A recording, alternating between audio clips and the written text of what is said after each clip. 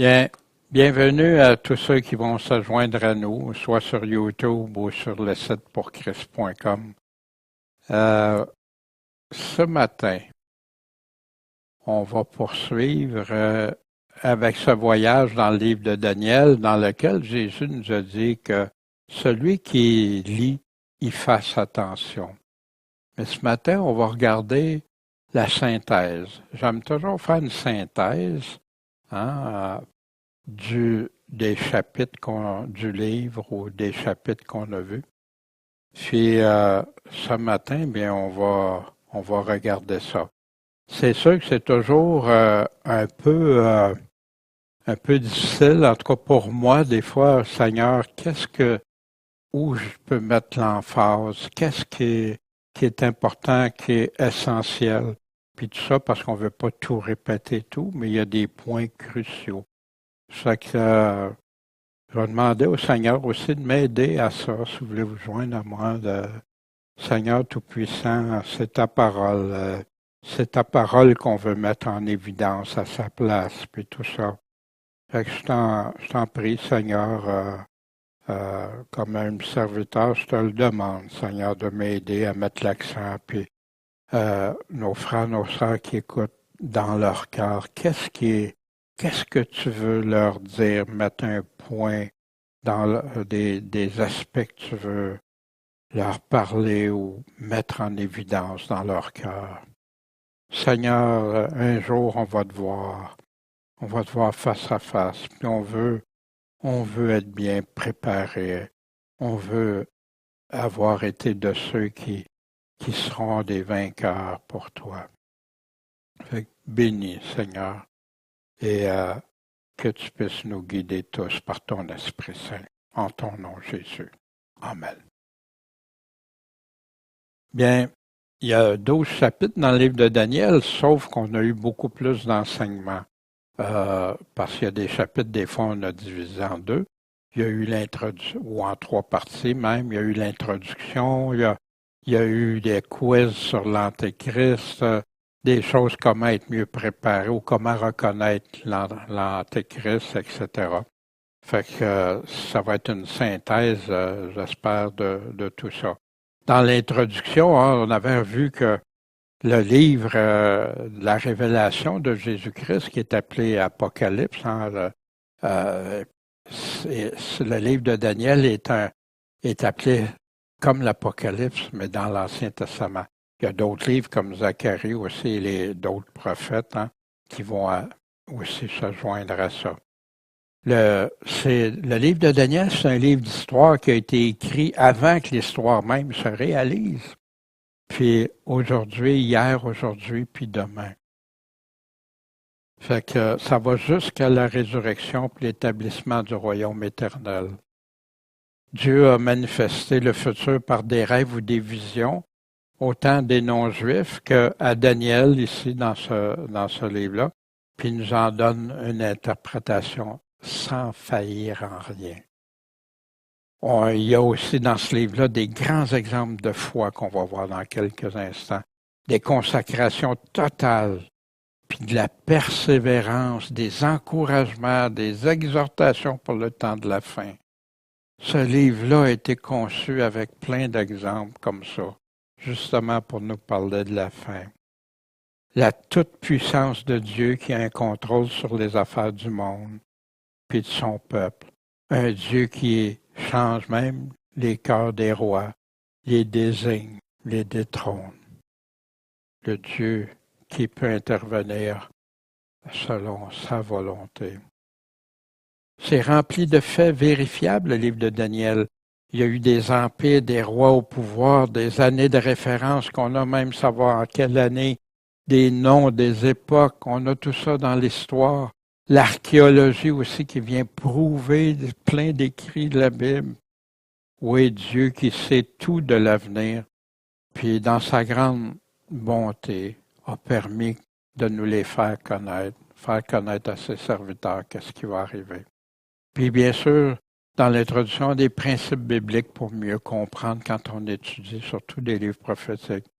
La Bible utilise du langage imagé pour capter notre attention. pour qu'on le retienne, ça nous frappe, on le retient, puis nous expliquer des choses concrètes, des choses terre à terre, mais il se sert d'images, de symboles. La Bible s'interprète par elle-même, se complète par elle-même. Puis Dieu laisse dans sa parole toutes les significations. Souvent, c'est écrit d'une façon si simple que les gens passent par-dessus, puis à mieux chercher dans de la théologie ou d'autres choses.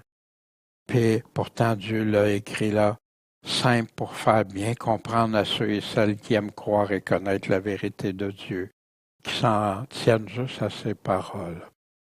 Dieu nous a laissé son plan qui décrit ce qui va arriver à sa création, autant pour ceux et celles qui vont lui être fidèles que pour ceux qui vont leur être rebelles. Dieu a prouvé par des faits historiques ses paroles. Il le prouve et il continue de le prouver au travers des siècles. Pensons juste à Israël qui est redevenu une nation en 1948, nation qui n'existait plus comme telle aux yeux du monde. Chaque symbole sont expliqués, soit dans le livre de Daniel ou ailleurs dans la Bible. On le retrouve dans l'Apocalypse, beaucoup d'autres symboles, les statues, les bêtes, les cornes, les orteils. La pierre, cette pierre angulaire, Jésus qui va venir. Si Jésus même nous confirme que Daniel est vrai, de faire attention à ce qui est écrit pour la fin, oui, on peut pleinement y croire. Puis laissons aux autres, ceux qui ne veulent pas y croire, ça leur appartient. Mais aimons la vérité pour nous.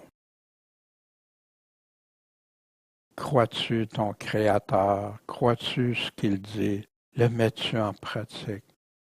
Puis on avait vu aussi que dans l'introduction que des prophètes qui étaient contemporains pendant Daniel, puis que même Daniel a été lire dans les livres, dans ces livres de ces prophètes-là, qui étaient accessibles, les écrits, contrairement à ce que plusieurs disent des fois. Au premier chapitre, on a vu que c'est un livre qui a été attaqué une première fois pour discréditer la parole de Dieu, puis les chrétiens, mais aussi qui a été attaqué par des théologiens libéraux. Même ceux qui ont rédigé les Bibles modernes, qui croyaient que Daniel était une fable, Noé et tout ça. Daniel, on a vu que c'est un homme résolu dans son cœur. Il a choisi de ne pas déplaire à Dieu, de ne pas manger des aliments qui étaient consacrés aux idoles et tout ça. Il a fait ce choix-là, puis comment Dieu les a bénis, a agi pour eux, Daniel et ses amis. On a regardé aussi un tableau chronologique qui précède le livre de Daniel, Puis, dans l'histoire, les années, on a examiné ça au pays de Shinéar, qui est la Babylone, Babel et tout ça. On a vu aussi que les noms qui ont été changés, que le roi Nebuchadnezzar avait fait changer les noms, tu sais, qu'il y avait Daniel, Anania, Michaël et Azaria, qui avaient des significations, puis qui ont été changés pour des significations des dieux de Babylone. Le livre qui a été attaqué, ici on avait vu aussi des personnes modernes, c'est pas des paroles en l'air, c'est tout démontré. On a d'ailleurs des traductions de la Bible, la Bible a-t-elle été changée qu'on a sur le site pourchrist.com qui parle de ces choses-là. Dans le chapitre 2 du livre de Daniel, le roi de Babylone, il y a un rêve qui l'ébranle tellement qu'il veut savoir à tout prix. Il est même prêt à faire tuer tout le monde, tous ceux qui peuvent, ces grands sages, ces devins et tout ça, s'ils ne sont pas capables d'expliquer le rêve. Il s'en se met à problème, il ne se souvient pas du rêve. Wow! L'intervention de Dieu pour que Daniel reçoive cette révélation de Dieu puis puisse le dire au roi. Ce rêve, c'est pas seulement important pour Nebuchadnezzar, mais aussi pour l'histoire à venir, autant pour le peuple de Juda, d'Israël, puis des nations, que pour les chrétiens au travers des siècles, et ça jusqu'au retour de Jésus. Pourquoi? Parce que ce rêve-là décrit et explique la synthèse de la destinée de tout le monde, à partir de Nebuchadnezzar jusqu'à l'établissement et le règne du royaume éternel de Dieu. Malgré que Nebuchadnezzar a donné gloire au Dieu de Daniel, en reconnaissant sa toute-puissance, il n'était pas converti pour autant à Dieu. On le voit dans le chapitre suivant. Tout comme plusieurs encore aujourd'hui qui reconnaissent qu'il y a un Dieu, mais ils ne se soumettent pas à lui. Dieu nous a laissé ces informations pour solidifier notre foi en lui, d'encouragement à persévérer, de lui obéir, même si ça nous semble risqué. Comment Dieu peut intervenir dans les situations impossibles à nos yeux quand on lui fait totalement confiance, puis on s'appuie sur lui. C'est des choses qu'on a vues dans ce chapitre. Puis, bien sûr, la description du rêve, l'explication avec la pierre qui va venir renverser tout ça, cette pierre de Jésus-Christ jusqu'à son retour. Au chapitre 3, justement, le roi de Babylone qui fait ériger une grande statue en son honneur. Pourtant, il avait donné gloire au Dieu de Daniel. Le roi de Babylone, mais il exige que tout le monde se prosterne devant sa statue. Comme vers la fin, quand il va exiger pour avoir la marque. Mais il y en a 3 qui n'acceptent pas de s'y conformer. Leur foi mise à l'épreuve va être grandement éprouvée, testée. Ils sont menacés de mort, mais ils gardent leur foi coûte que coûte. Même quand les menaces sont exécutées, parce qu'il y en a qui peuvent dire oui, oui, oui, puis ou non, non, non. Puis après ça, quand ça devient trop hot, là, ils abandonnent. Mais ils ont gardé la foi. C'est une histoire réelle qui a été vécue par les 3 amis de Daniel, par Babylone, l'Irak moderne. Puis ça a été une grande source d'inspiration pour les chrétiens au travers des siècles jusqu'au retour de Jésus-Christ. Sache au roi qu'on ne se prosternera pas. Il respectait le roi, mais on ne se prosternera pas devant tes statues. C'est Dieu qu'on adore, le seul qu'on se prosterne devant. Mais sache au roi qu'il peut nous délivrer. Mais s'il ne nous délivre pas, on ne se prosternera pas quand même. Mais Dieu est tout-puissant pour le faire. Des enseignements justement pour la fin. Un livre rempli d'informations, d'exemples à imiter, d'encouragement de la toute-puissance, la connaissance de Dieu. On va le voir dans les autres chapitres. Des hommes exemplaires, fidèles, obéissants à Dieu, qui refusent de renier Dieu, qui leur a donné le secours au temps nécessaire, sous la protection de Dieu. Comme Dieu intervenait, Dieu interviendra encore pour ceux qui se confient totalement à lui. Quel bel exemple pour la fin. Quand survient des tests de ta foi, le chapitre 3 pour nous autres, pour moi, pour toi, fais-tu comme Shadrach, Meshach et Abednego? Es-tu prête à tout? Comme eux, as-tu cette pleine dépendance de Dieu? Te confies-tu pleinement en lui? As-tu la vraie espérance? Que même si on meurt, on va être encore vivant. Parce que Jésus nous l'a promis, c'est lui qui a la vie éternelle. As-tu le respect des autorités selon Dieu? Mais quand on demande de renier Dieu, lui désobéir, un choix s'impose. Est-ce que tu as cette obéissance, cette confiance totale et déterminée en Dieu? C'est un exemple ultime, miraculeux d'un Dieu tout-puissant. Ça nous est laissé pour nous donner la persévérance, l'espérance encore plus extraordinaire pour les chrétiens fidèles qui seront délivrés non seulement pour cette vie temporaire passagère, mais pour l'éternité. Ils vont être reconnus par Jésus-Christ lui-même, le Tout-Puissant, puis ils vont régner avec lui. Pourquoi ils ont été vainqueurs? Parce qu'il y avait des cœurs résolus, prêts, coûte que coûte. C'était des vrais de vrais. Dieu est avec eux. Dieu n'abandonne pas ceux qui font des choix déterminés pour lui. Dieu est toujours là. Il l'a prouvé au travers des siècles avec les nombreux chrétiens. Aussi, on a vu plus tard que plusieurs feront des exploits, certains purifiés, que la parole nous dit. Comme eux, as-tu cette pleine dépendance? Te confies-tu en lui? As-tu la vraie espérance? Au chapitre 4 pour nous, le roi Nebuchadnezzar, j'ai grandi, j'ai bâti ce royaume, c'est grâce à moi, etc. Ce que j'ai bâti, mais nous autres, dans notre vie, ce que j'ai bâti, par moi-même, par mes forces, pour tout. Qu'est-ce que j'ai pas reçu, moi? Qu'est-ce qui m'a pas été donné du Créateur? Les biens, ma santé, ma position sociale, le travail, la vie éternelle, le respect. Qui je suis pour me glorifier de ça?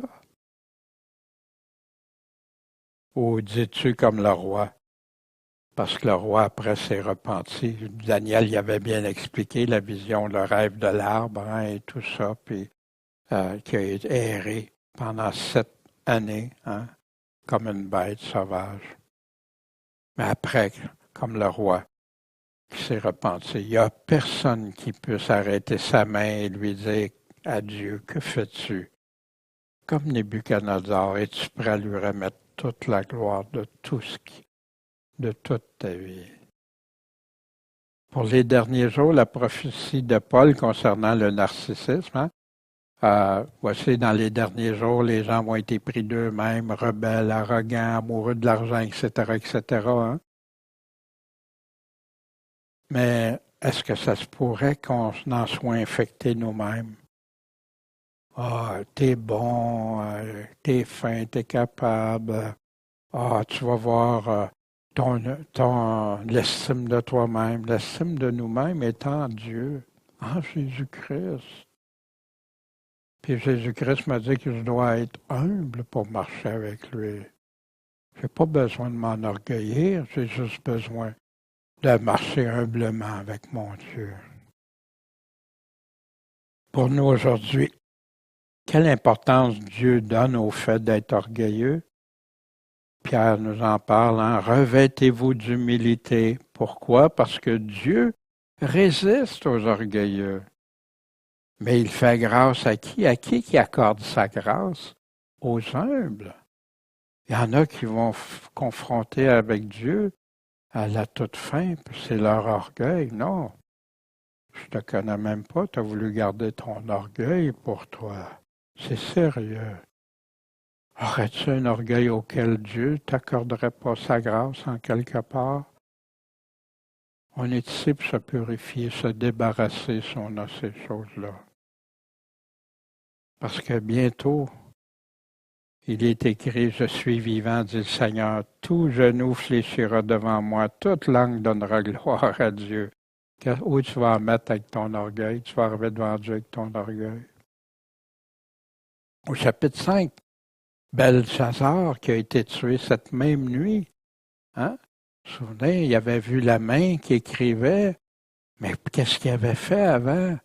Il avait blasphémé, il avait pris les ustensiles de Dieu pour prendre un coup, boire avec ça, avec tous ses invités, se moquer du Dieu de Daniel, etc. Puis, ça se peut pas, la grande Babylone qui est si puissante qui avait le contrôle mondial. Comme à la fin aussi, Babylone la Grande qui avait pris le contrôle, qui va se faire rejeter. La cité la plus fortifiée, blindée avec ses doubles murailles de 100 mètres de haut par 30 mètres de large. Il y avait 4 chariots de large qui pouvaient, des provisions pour beaucoup de temps à venir, qui était alimenté par le fleuve de l'eau en abondance. Puis cette influence de Babylone qui est encore là aujourd'hui, de ce royaume-là, cet empire-là, où on a 60 secondes et 60 minutes par heure, les cercles de 360 degrés, la racine carrée, puis les chiffres 6 prédominaient. Mais ça, c'est Babylone, l'empire de Babylone qui avait ça, les Chaldéens et tous ceux, les grands sages, les devins, tout ça, sont arrivés avec ça. Mais cet empire-là, dans une nuit, va être détourné puis donné aux Mèdes et aux Perses. Il y a un beau témoignage, on avait vu ça de la reine concernant Daniel. Puis tel que prédit par les vrais prophètes, les vrais de Dieu, le royaume de Babylone passe aux Mèdes et aux Perses, hein, comme ça avait été dit dans les rêves et les visions, puis dans d'autres prophètes. Au chapitre 6, Daniel, qui a passé d'un royaume à l'autre, maintenant est rendu sous les Mèdes et les Perses, mais il est toujours en captivité, hein, gardé par eux.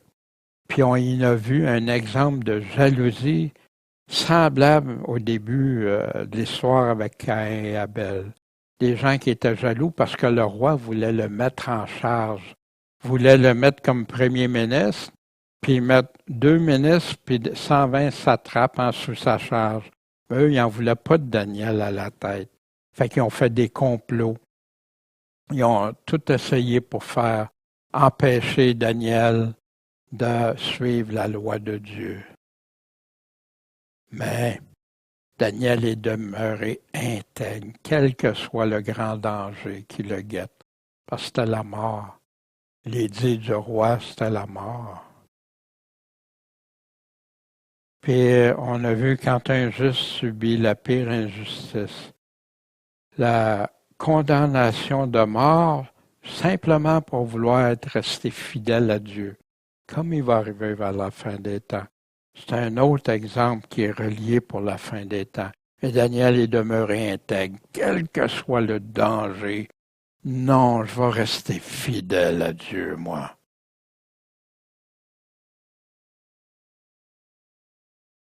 Pour nous, comme Daniel, aimes-tu ton Dieu de tout ton cœur, toute ton âme, toutes tes forces, ta pensée, qui va te faire surmonter toute crainte, toute appréhension, garder tes yeux sur l'espérance à venir? Quel choix tu vas faire quand ta foi va être testée? As-tu déjà résolu dans ton cœur, comme Daniel, ses 3 amis, prendre ça, une décision ferme? Puis ça, cette décision ferme-là, c'est avec la puissance de Dieu qu'on la prend. C'est avec lui. Puis Dieu connaît ceux qui ont ce désir-là de le suivre. Prends-tu le choix de le suivre coûte que coûte? Malheureusement, avec l'Évangile moderne, ça s'est effacé beaucoup, ça. Ce désir de suivre coûte que coûte, comme nos frères, nos sœurs actuellement dans d'autres pays vivent. Quoi qu'il arrive, malheureusement, il y en a qui abandonnent ou qui renient leur Dieu. C'est triste. Mais qu'est-ce qu'ils ont? Ils n'ont pas pris la résolution ferme de le suivre coûte que coûte. Leur vie passagère était plus importante. Comme des millions de disciples au travers des siècles qui ont choisi d'aimer Dieu en premier, lui faire confiance. Dieu a des promesses si merveilleuses pour ses vainqueurs. Mais c'est là la foi, ça fait partie de la foi. Est-ce que tu as confiance dans ce que Dieu a promis? Ça en fait partie aussi. Puis dans ce chapitre-là, ça fait tellement de bien de voir le bien qui triomphe sur le mal.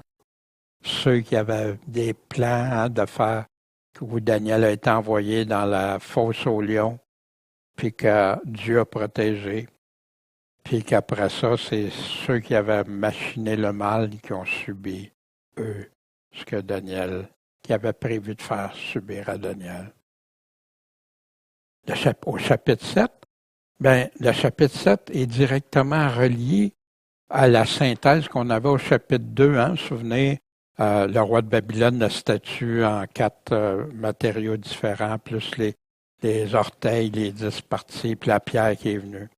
Fait que le chapitre 7 continue non seulement avec des compléments d'informations supplémentaires pour qu'on comprenne mieux encore ce qui avait été dit au chapitre 2, mais beaucoup d'autres précisions puis des nouvelles révélations. Puis on a fait une comparaison avec d'autres livres prophétiques comme l'Apocalypse, la Révélation, les parallèles qui avaient un langage imagé qui capte notre attention. Hein?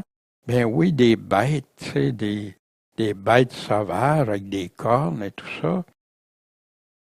Puis comme dans un film, il y a une déclaration, une vision qui va de plus en plus loin. Hein, on voit ça des fois dans des films, là, qu'on part, puis là, ça nous emmène, wow, une affaire après l'autre, puis ça n'arrête pas.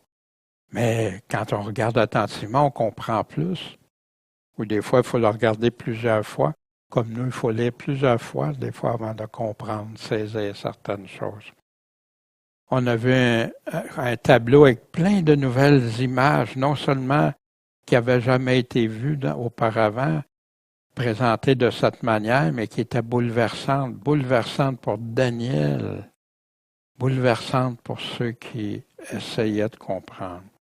Mais la Bible donnait ses explications, ses interprétations elle-même. Puis après cette vision-là de Daniel, l'ange est venu lui expliquer. La Bible s'interprète par elle-même, se complète par elle-même. Puis Dieu laisse dans sa parole toutes les significations souvent si simples pour qu'on fasse bien comprendre à ceux et celles qui aiment croire et connaître la vérité de Dieu. Mais où on la retrouve, la vérité? Seulement dans ses paroles. Pas d'ajout, pas de retrait, pas d'enlever rien. Dieu nous a laissé son plan qui décrit ce qui va arriver à sa création. Hein?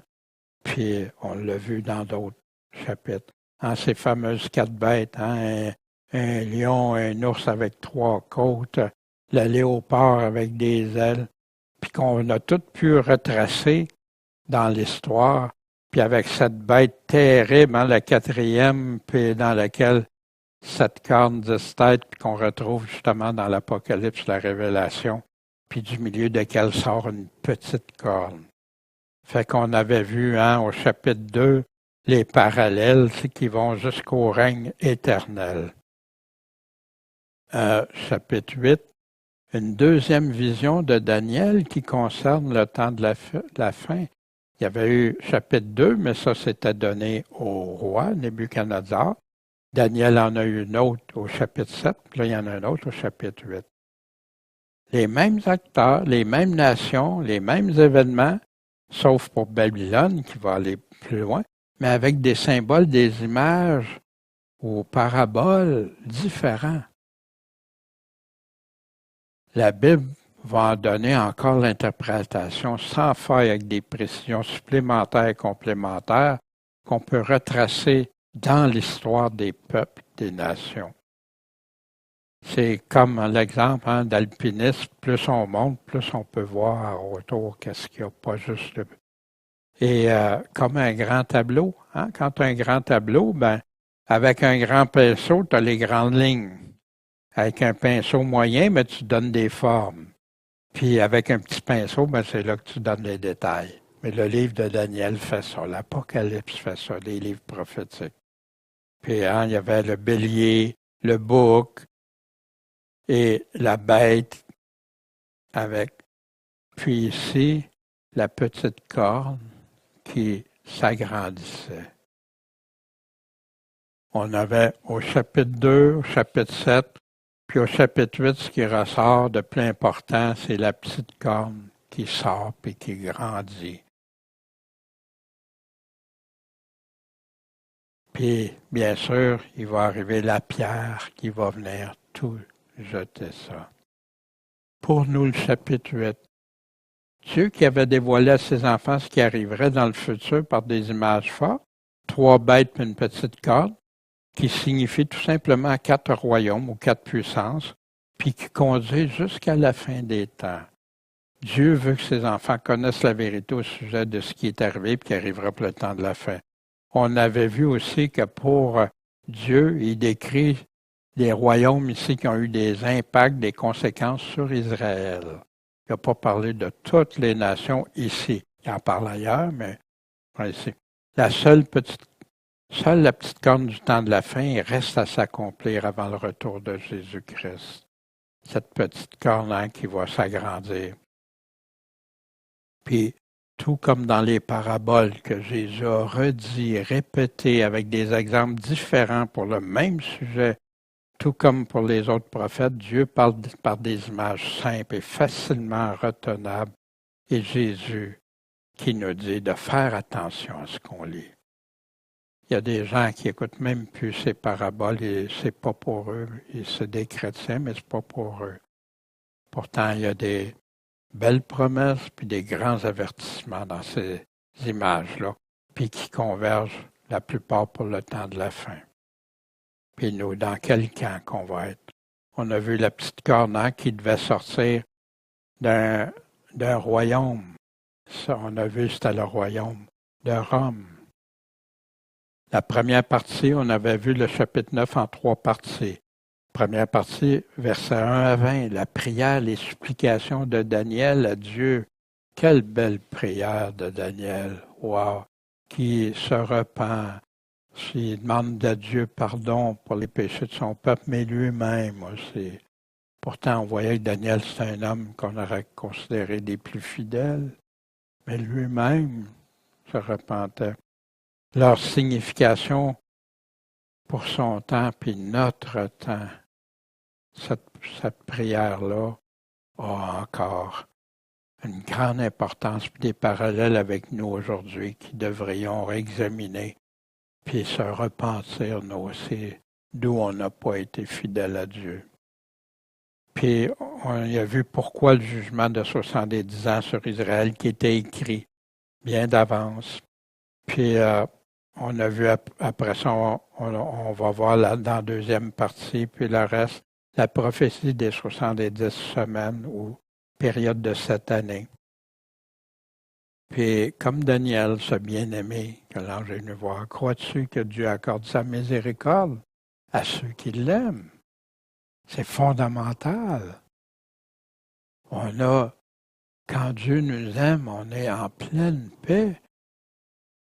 Mais Dieu, ce n'est pas un amour inconditionnel comme certains proclament, parce que Jésus même dit que pour obtenir sa miséricorde, on doit se repentir, on doit croire en lui. Jésus même a posé les conditions. Quand on voit l'état de la majorité des églises modernes qui se proclament de Dieu, qui ne portent plus attention aux seules paroles de Dieu, de celui-là même qui lui seul peut donner la vie éternelle, qui a promis à ceux qui l'aiment, puis qui lui obéissent de tout leur cœur, qui mettent en pratique ses paroles. Est-ce qu'on a un cœur totalement soumis à Dieu pour nous? Ce chapitre-là nous amène à cette réflexion-là. Sommes-nous prêts à se repentir? On avait parlé aussi de l'État du Tennessee qui ont proclamé une publication pour demander que les gens prient puis se repentent pour l'État de Tennessee puis qui invitait d'autres à les suivre.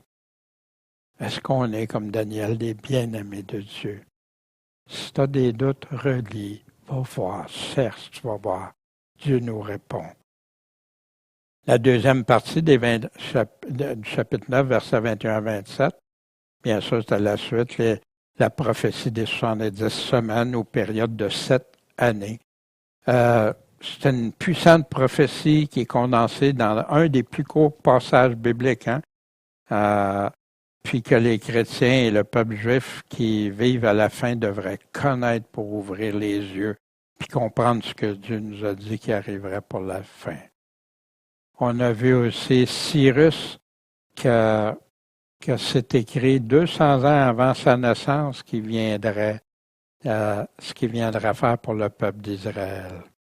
En troisième partie, les 70 semaines déterminées sur ton peuple, ta ville sainte, puis pour enfermer la rébellion, sceller les péchés, expier l'iniquité, amener la justice éternelle, sceller la vision, puis sceller le prophète, puis oindre le Saint des Saints. On sait qu'il reste des choses à accomplir pour les 70 périodes de cette année. On a parlé de la confusion d'un calendrier moderne et biblique, le moderne qui va sur le calendrier solaire, puis biblique qui était le calendrier lunaire. Dieu a donné des informations extraordinaires pour ceux et celles qui croient en lui et qui attendent le retour de Jésus-Christ, le roi des rois.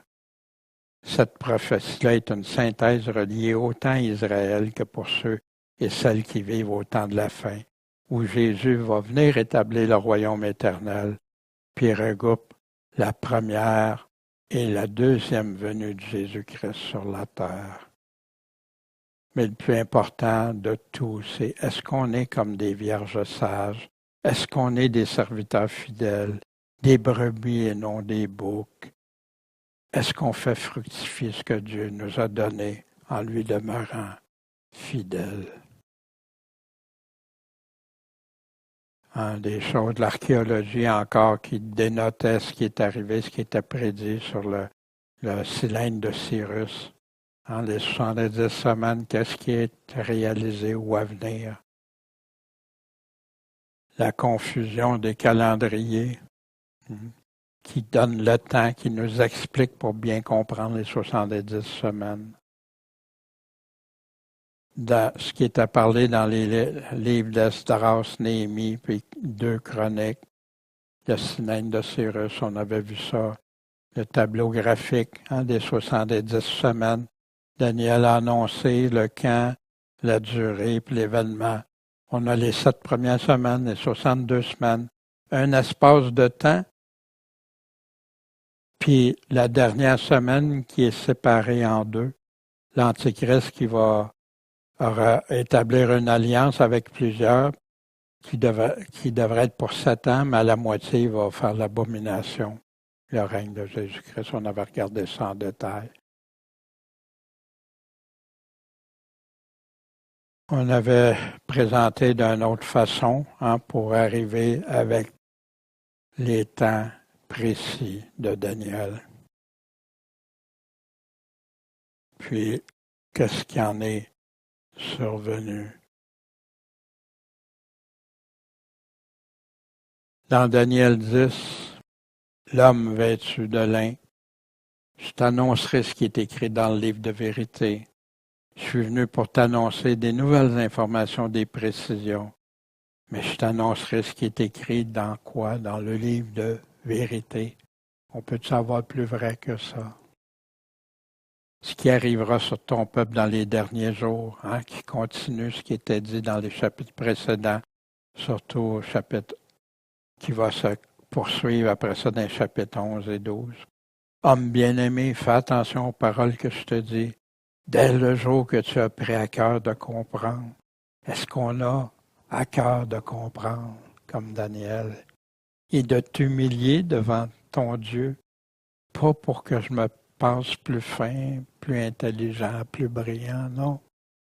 Humblement, Seigneur, tu l'as laissé pour nous, pour moi. S'il te plaît, montre-nous-le. Tes paroles ont été exaucées. Wow, c'est pas ça qu'on désire tous. Daniel a compris la parole, il a eu l'intelligence de la vision. Puis nous, est-ce qu'on la comprend bien? L'annonce d'un grand combat spirituel qui va avoir une portée céleste qui va nous annoncer ce qui doit arriver à ton peuple. Daniel, l'angoisse l'a saisi. Il n'y avait plus aucune force. Mais Daniel, il a écouté les paroles, Dieu a envoyé son message et l'a touché. Puis il a dit, ne crains point, homme bien-aimé, que la paix soit avec toi. Prends courage, prends courage. Puis comme il me parlait, je repris courage et je dis, que mon Seigneur parle, parce que tu m'as fortifié. Et nous aussi, des fois, quand on lit les prophéties et les choses à venir, on peut avoir des craintes, des appréhensions. Mais parle, Seigneur. Puis plus qu'on la lit, plus plus qu'on la comprend, tout à coup, la paix s'installe, contrairement à la crainte que j'avais du début, parce que Dieu est là. Dieu aime fortifier ceux qui croient en lui. On a vu au chapitre 11, des versets 1 à 20, la suite chronologique qui reprenait les mêmes royaumes qui avaient dominé sur le peuple d'Israël, mais encore là avec des informations, des choses supplémentaires, des précisions, puis qui décrivait les royaumes, la Perse, leur roi, puis la Grèce, leur roi. Il s'était concentré sur ceux-là, parce que les autres étaient révolus du passé. Certains passages sont simples à comprendre et à valider, mais il y en a d'autres qui sont un peu plus complexes. Puis là, pour cette partie-là, en tout cas, on doit s'en remettre aux historiens puis leurs conclusions. Parce qu'il y a des choses comme moi, en tout cas, je ne serais pas capable de dire c'est ça à 100% et tout ça, mais historiquement, ça a été démontré. Mais en cela, ça n'affecte en aucune manière pour nous ce qui concerne pour la fin, ce qui arrivera à ton peuple dans les derniers jours. C'est une suite chronologique. Hein? Puis, pourquoi seulement 2 royaumes? Ben, parce que ces passages-là se concentraient sur eux. Puis vous vous souvenez, on a vu 2 royaumes, je vais vous montrer la carte dans quelques instants. Mais ça nous amenait ça au royaume romain qui a débuté par la victoire du chef romain Lucius Cornelius Scipio. Puis qui va nous conduire jusqu'à l'introduction de la petite corne, l'Antéchrist, qui lui va débuter au verset 21. Fait que c'est pour ça que j'ai divisé de 11, 1 à 20. Puis après ça, hein, vous vous souvenez, on a vu les deux, le nord, le sud, puis ça se combattait toujours d'un et l'autre et tout ça. On avait vu le 4e roi de Perse, Alexandre le Grand, après ça, qui a divisé en 4 Séleucides, la Syrie, en tout cas l'Égypte, l'impact sur Israël, hein, Ptolémée, le royaume du Sud. Puis, la petite corne qui s'en vient au verset 21. Le chapitre 21 à 36 s'adresse directement au temps de la fin, c'est-à-dire du règne de l'Antéchrist qui est là pour régner jusqu'au retour de Jésus. Mais Dieu a abrégé son temps. Ça ne sera pas un empire qui va durer longtemps. C'est la suite de ce qui va arriver à ton peuple dans les derniers jours. C'est l'arrivée de l'Antéchrist, la petite corne avec des informations supplémentaires, complémentaires au chapitre 2, 7, 8 et 9, avec plus de détails, des précisions, ses actions, qu'est-ce qu'il va faire, ses caractéristiques pour nous aider, ses premiers combats, quelques-unes de ses caractéristiques vont nous permettre de le reconnaître. D'ailleurs, on a eu un message qui était concentré sur ça, comment le reconnaître avec toutes les caractéristiques, mais de la Bible seulement qui nous donne pour l'identifier. Puis on sait qu'on va pouvoir l'identifier à 100% à partir du moment où on va le voir aller s'asseoir dans le temple, se proclamer Dieu. On a vu aussi un quiz, hein, justement, la semaine dernière, pour l'Antéchrist. Mais les autres royaumes, hein, on a vu chapitre 2, chapitre 7, chapitre 8, chapitre 11, puis le verset 21, l'homme méprisé, qui n'a pas l'honneur de la royauté, mais soudainement va s'emparer de la royauté par des flatteries, des tromperies, des séductions. La vision que Daniel a reçue, qui a été expliquée par le messager de Dieu, va confirmer l'Antéchrist déjà mentionné dans les autres chapitres précédents. On avait vu l'autre partie, la 3e partie de Daniel, toujours au sujet de l'Antéchrist qui va arriver dans les derniers jours. C'était la suite de ses actions, des manœuvres et tactiques qu'il va faire. Il commence par la séduction, mais termine par la guerre. L'Antéchrist, la petite corne qui devient de plus en plus puissant, qui a reçu le trône et la puissance de Satan, l'autorité de Satan que la Bible nous dit, l'adversaire. Il va être investi de l'esprit du malin qui fera tout pour en détruire le plus, soit par séduction, par des flatteries ou par la terreur. La destruction, le pillage, les meurtres et tout ce qui lui permettra de combattre contre son Créateur et attirer le plus d'âmes à la perdition. L'Antéchrist, sous l'inspiration du malin, ce qui a commencé dès le début, à partir de la chute d'Adam et Ève, de Job, de tout ce qu'on a vu, bien c'est ça, il veut la chute. Il veut qu'on renie Dieu, qu'on s'éloigne de Dieu, qu'on ne soit pas selon ce pourquoi Dieu nous a créés. Mais que Dieu nous dit Dieu, est-ce notre nom est écrit dans le livre de vie? Jésus nous dit comment ça arrive. Et ceux du peuple qui seront intelligents, qu'est-ce qu'ils vont faire? Ils vont en instruire plusieurs. Mais il y en a qui vont tomber par l'épée, par la flamme, la captivité, le pillage pendant un certain temps. La colère de l'Antéchrist qui va vouloir s'abattre sur ceux qui veulent être fidèles au Seigneur. Comme avec les 3 amis, hein, si vous ne prosternez pas, adorez pour recevoir la marque, etc. Et comment te prépares-tu pour être de ceux et celles qui auront la patience, la persévérance des saints? L'Antéchrist, la petite corne deviendra de plus en plus puissant. Hein? Comment tu vas réussir à être vainqueur? On va le voir, ça, mais Jésus nous l'a dit. Dans Daniel, il nous le dit. Mais on va le voir, ça va être un message pour ça, dédié à ça.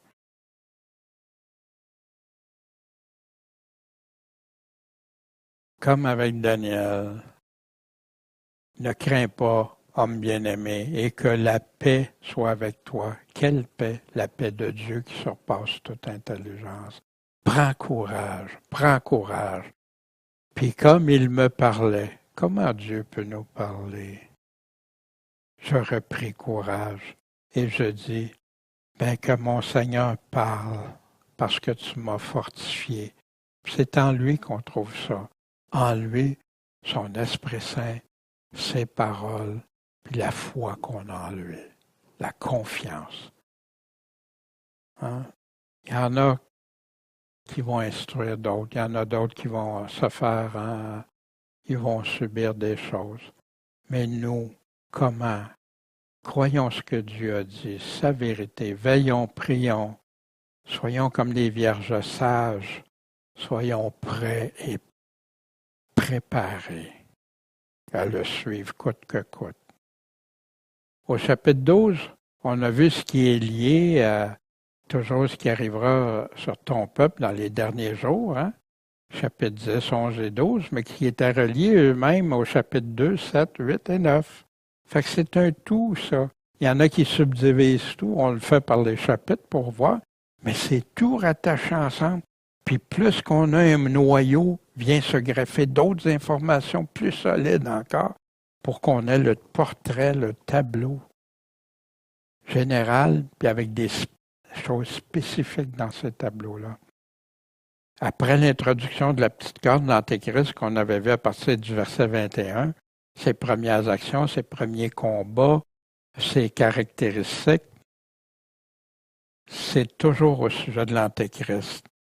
Puis le contexte de la deuxième partie de la 70e semaine, les derniers 3 ans et demi qu'on avait au chapitre 9, ce qui va arriver à la fin, durant la fin de son règne, jusqu'au retour de Jésus.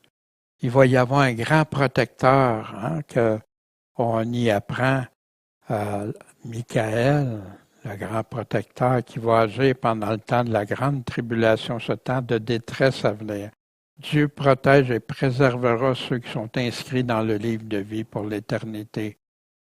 Fait que là, il y en a qui croient que c'est juste préserver la vie terrestre. Non, ça peut s'adresser aux deux. La vie terrestre, temporaire ici, il y en a qui vont être encore là au retour de Jésus en vie. Puis, il y en a qui vont mourir, mais qui vont avoir la vie éternelle. Comme dans l'Apocalypse, ne crains pas ceux qui peuvent. Hein? Puis, il nous répète assez souvent, sois fidèle jusqu'à la mort, puis je te donnerai la couronne de vie, la vie éternelle. Fait qu'il y en a qui on ne sait pas. Il y a une résurrection qu'on y apprend, hein? Mais 2 possibilités. des récompenses éternelles pour les justes, incluant la vie éternelle, puis des conséquences éternelles pour les autres. On avait vu ça on le voit ça dans les paraboles de Jésus pour le temps de la fin dans Matthieu 24 et 25. Tous les avertissements qu'il donne, les vierges folles, les vierges sages, ceux qui reçoivent les talents, qui font fructifier ou pas fructifier, les boucs, les brebis, etc., serviteurs qui est fidèle ou infidèle, etc. Parce que la première résurrection, les autres ne ressuscitent pas avant la deuxième résurrection. Mais il va y avoir un temps difficile pour un maximum de 1260 jours ou 42 mois ou un temps, 2 temps et un demi-temps pour les derniers 3 ans et demi jusqu'à la première résurrection pour plusieurs retours de Jésus-Christ. La parole ne nous dit pas qu'on va être exclu des dangers, des épreuves, mais qu'on va être soutenu par sa force. Voici ce que Jésus dit dans Jean au chapitre 17. Puis je l'inclus là parce que c'est important pour nous comme croyants. Parce que ça peut nous faire, comment on l'a reçu, comment on comprend. Voici Jésus dit, je leur ai donné ta parole, la parole du Père. Puis le monde les a haïs parce qu'ils ne sont pas du monde. Comme moi-même, Jésus, je ne suis pas du monde. Je n'appartiens pas à ce monde. Je ne te prie pas de les ôter du monde, mais de les préserver du malin. La même chose qu'on retrouve quand on lit dans l'Église de Philadelphie, dans la Révélation, chapitre 3, qui dit « Je vais te garder préservé ». Te préserver, le même mot. Ils ne sont pas du monde comme je ne suis pas du monde. Sanctifie-les comment? Rendre mis à part pour Dieu par ta vérité. Puis c'est quoi sa vérité? C'est ta parole qui est la vérité. Je te prie pas de les ôter du monde. Pourquoi qu'ils répètent ça? Parce qu'il y en a qui pensent que préserver, ça va tout de suite nous ôter. Attention. Mais de les préserver du malin, de les garder du malin, nous protéger, que le malin puisse nous entraîner à la perdition, nous entraîner à vouloir renier le Seigneur. Ce sera un temps de détresse tant qu'il n'y en a pas eu, qu'il n'y a pas eu depuis qu'il existe des nations.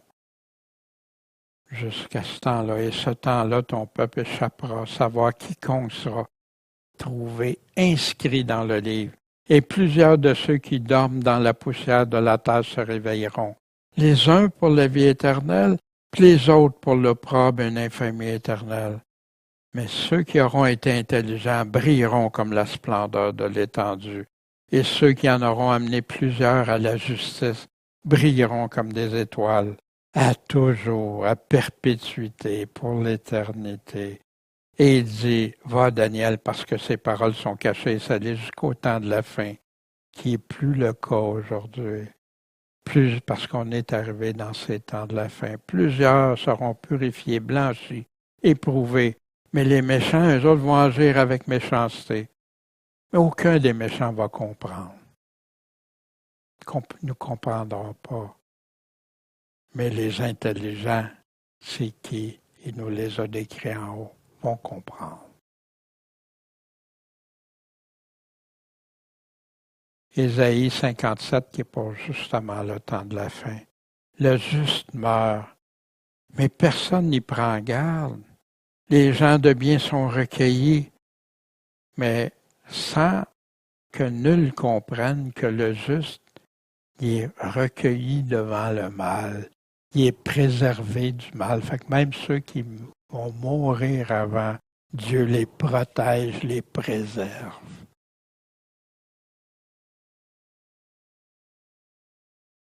En conclusion, on a vu, il y a 12 chapitres, mais on a été plus, puis on va voir d'autres choses qui sont à venir aussi, qui proviennent des enseignements du livre de Daniel. Mais voici ce livre que Jésus nous dit d'y faire attention, confirmé par Jésus Christ lui-même. Chrétien veut dire celui qui suit Jésus-Christ, Puis pour être chrétien, la Bible nous donne un exemple, il faut être un disciple. Un disciple doit aimer le Seigneur, prêt à prendre sa croix, prêt à tout pour celui qui a donné tout pour lui. Jésus-Christ même nous le confirme. Confirmé par des faits historiques subséquents. Même quelqu'un qui dit, ben Jésus, je crois pas. Non. Les faits historiques sont là, clairs, nets et précis. On a des exemples de foi concrète pour la fin. C'est un livre qui nous donne du courage avec. C'est pas pour rien que c'est arrivé, c'est pas pour rien que c'est écrit. C'est pour nous qui sommes rendus à la fin.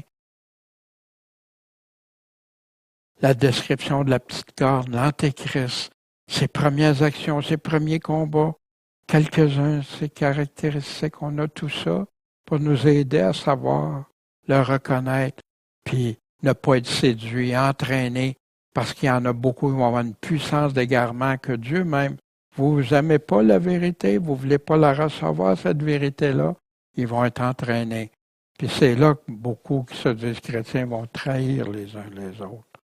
C'est triste, moi c'est l'affaire qui me désolait le plus. Mais Jésus nous l'a dit. Puis il nous a dit d'être en garde, d'y faire attention, de veiller, d'être sur nos gardes, de veiller, de prier. Le livre de Daniel est rempli de parallèles avec non seulement la révélation, mais plein d'autres livres du Seigneur. On retrouve aussi dans Paul, dans Thessaloniciens, on en retrouve dans l'Apocalypse avec les Jean, on en retrouve aussi dans le discours de Matthieu 24, 25, de Marc 13, de Luc 17, de Luc 21. C'est rempli. Puis bien sûr, Joël qui parle du jour du Seigneur, Sophonie, etc., tout ça. Puis Zacharie, en tout cas. Fait moi, je vous encourage à examiner, vérifier dans la parole de Dieu seulement. Allez chercher vos réponses là. Vous avez des interrogations, des questionnements. OK, ça peut être ça, ça peut être ça. Qu'est-ce qu'on fait? On va chercher dans la parole de Dieu nos réponses. Pas dans des grands livres de théologie qui souvent disent autre chose. L'alliance va se faire avec plusieurs. On m'avait rentré dans la tête que c'était avec Israël. Mais le texte, il dit pas ça. Bien sûr, il peut y avoir des gens d'Israël qui vont avoir inclus dans ça et tout ça. Mais le texte dit pas ça. Alors, si je base ma foi sur ça, ça se peut que ça ait une incidence sur un égarement de ma compréhension, sur plein de choses. Puis, vous allez devenir affermé. C'est là que vous allez prendre courage puis comprendre pleinement le message de l'Évangile, puis qui est là pour qu'on aime Dieu de tout notre cœur, notre âme, notre pensée.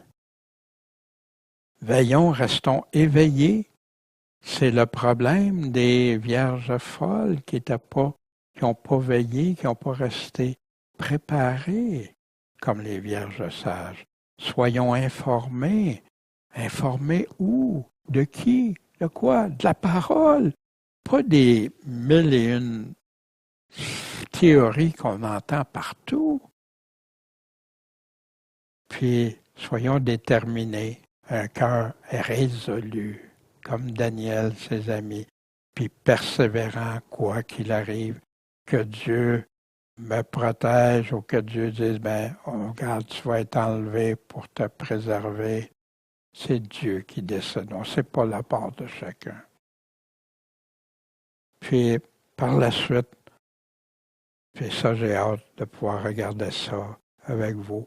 Comment faire partie des vainqueurs, mais selon Jésus, selon ses paroles, selon ce qu'il nous a laissé, parce qu'il veut qu'on soit des vainqueurs, comme quand il parle de cette Église dans la Révélation. Il parle aux vainqueurs, les promesses sont pour les vainqueurs.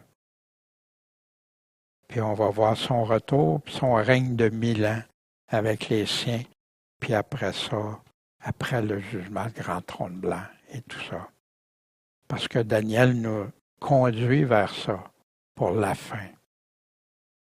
Fait que, bon Père céleste, Merci pour tes paroles. Merci de nous préparer, qu'on ne soit pas pris au dépourvu, Seigneur, puis souvent c'est des gens qui ne sont pas préparés, c'est là qu'ils abandonnent. Mais quand on est préparé, on te croit, on place notre confiance à 100% en toi. On s'appuie sur toi. C'est toi notre roi des rois. C'est toi qui es le Tout-Puissant. Puis, quoi qu'il nous arrive, Seigneur, ben c'est toi, que ce soit d'une façon ou de l'autre, comme les trois amis. Dieu peut nous délivrer.